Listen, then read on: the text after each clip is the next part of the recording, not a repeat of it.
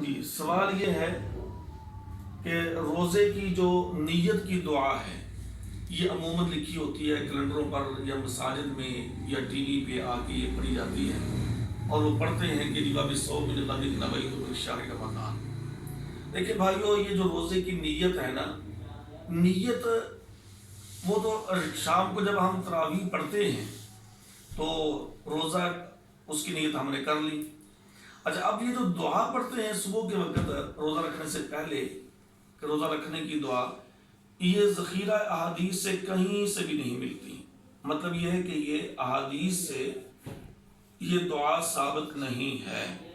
اور جو چیز احادیث سے ثابت نہ ہو، یعنی اسلام سے، شریعت سے ثابت نہ ہو، تو اس کے بارے میں فرمان واضح ہے نبی صلی اللہ علیہ وسلم کا. ام المؤمنین عائشہ بیان کرتے رضی اللہ تعالیٰ عنہ کہ من عمل عملا لیس علیہ امرنا فہو رد، کہ وہ مردود ہے. لہذا اس دعا کی کوئی سند تو کیا کوئی روایت نہیں ملتی، تو یہ روایت ہے ہی نہیں جب سرے سے، تو لہذا یہ دعا بھی ثابت نہیں ہے. روزہ رکھنے کی بس ایک ہی دعا ہے کہ بسم اللہ پڑھ کے آپ کھانا شروع کریں، اور کھانا کھانے کے بعد آپ جو کھانا کھانے کے بعد کی دعائیں ہیں وہ پڑھیں.